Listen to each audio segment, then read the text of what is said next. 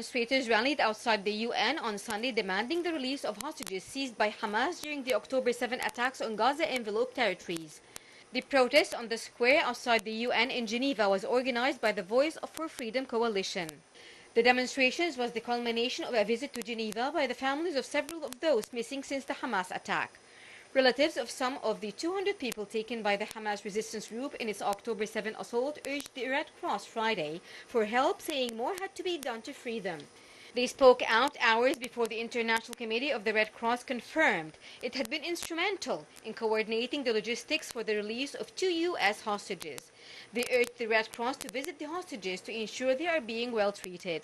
The Israeli occupation military said earlier Friday that the majority of those taken to Gaza, a wide mix of nationalities, were still alive.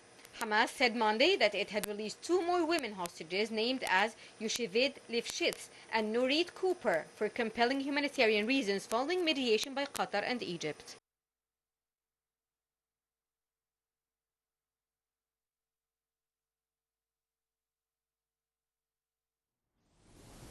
We're now joined over the telephone by our guest for this afternoon, His Excellency Ambassador Ayoub, Mahmoud Ayoub, Minister Plenipotentiary Commercial. It's a very good afternoon to you, sir.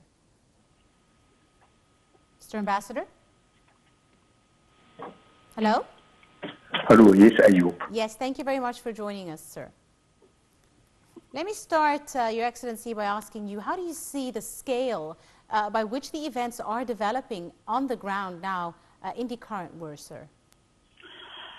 This wide-scale assault on Palestinians in Gaza is a shame to humanity, and it will bring them adverse results.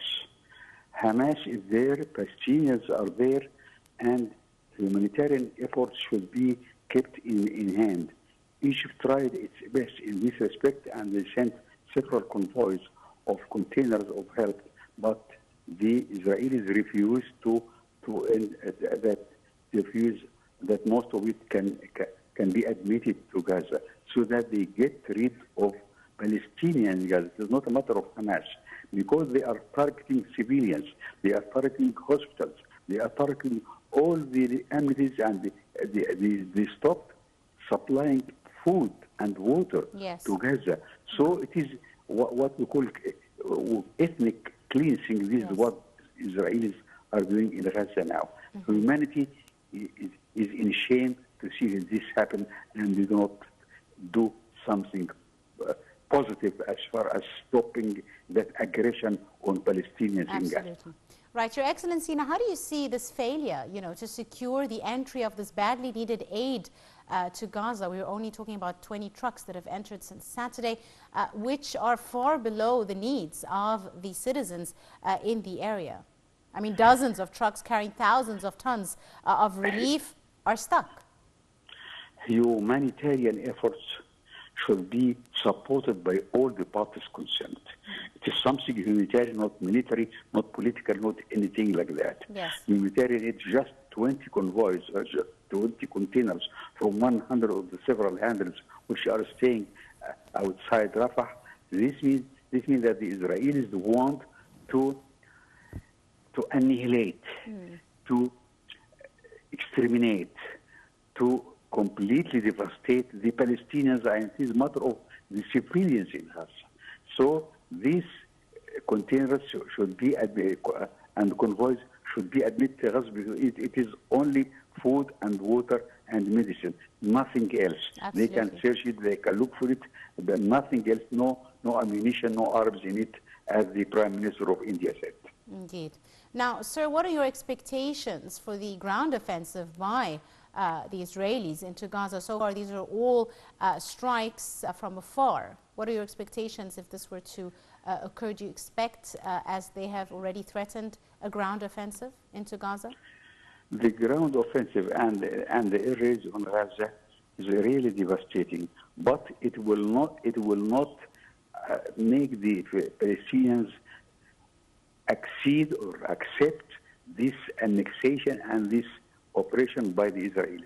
Palestinians are there, and this is their own land.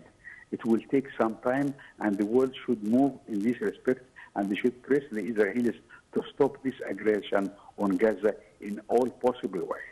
Absolutely. Now, Your Excellency, how do you see the possibility of a complete evacuation of the Israeli-controlled cities in the long and the short run? How feasible do you see this, sir? Transfer is not acceptable to Egypt and to Palestinians themselves.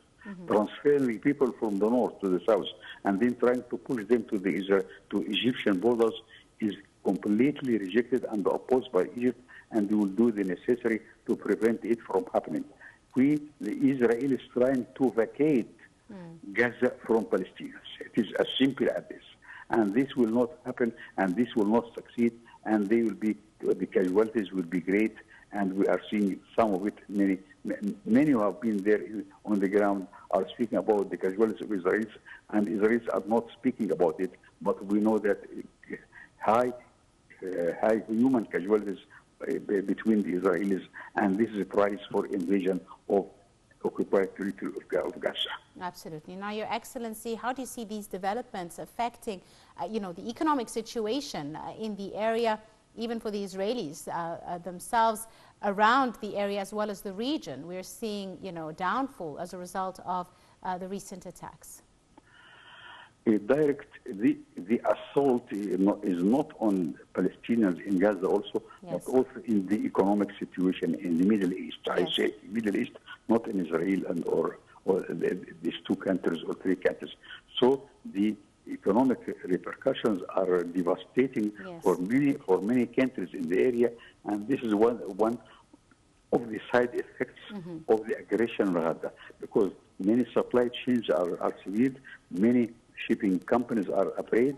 They are worried about the safety of their ships passing through this area, and so the economic situation is getting far worse because of this aggression on the Palestinians in Gaza. Indeed. Ambassador Ayoub, how do you see the foreign media coverage of the events? We've seen their different agendas coming to light. Really, the media coverage is in a sense, you can say, funny. I did not want to use another very harsh word because it is biased. It's as when we are seeing the aggression on the Palestinians, they speak that the Palestinians are struggling for their own land. The aggression, there is aggression on the occupied territory of Gaza, and the Western media, in many cases or most of the cases, they are speaking by Israeli tongue, and this is not, at least it's not even, at least should be even-handed in reporting. Sorry, the reporting is biased and colored in most of the cases. Yes. But there are many other areas when media who are covering correctly what is happening, but this is the minimum which we need at this moment. And how do you see, this current war twisting the power balances specifically in the public eye? The public eyes, even in Israel itself, they are many Israelis are hostile, and they are friendly. They do not accept what is happening from Netanyahu in Gaza, and many of them were put in prison. The Israelis put in prison because they are boycotting or struggling against, or they are against what is happening in Gaza from humanitarian point of view. And so the Israelis themselves, they are against, or a good part of them, not today, just 2 and 3 weeks back, they were against this aggression in Gaza, and this will be the end of this government. Absolutely. Your Excellency, do you think, pressure by the demonstrators on social media or other public figures or influencers that are condemning, the Israeli aggression, do you think they would have any impact on the political leadership? Once the international community forces Israel by economic sanctions and military sanctions against Israel, it can help. But when we see some countries are sending their navy to support Israel, this is backfires, and the end result is it will take more time and a prolonged war against the Palestinians.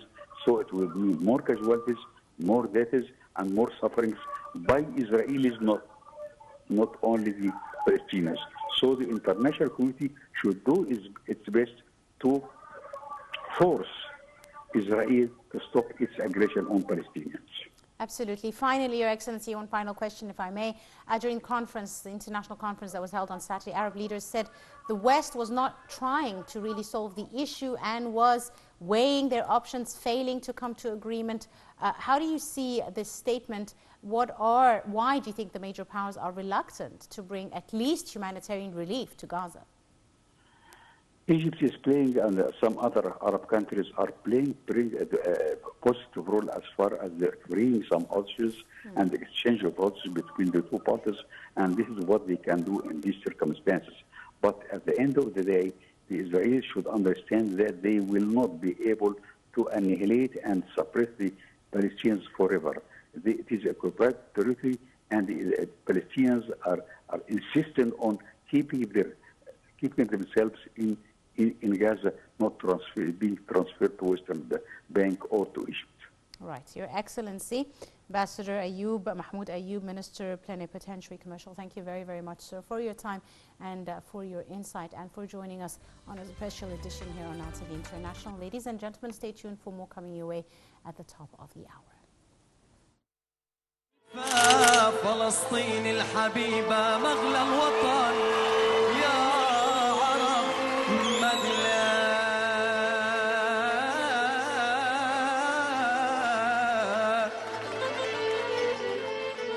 واللام اللام اللام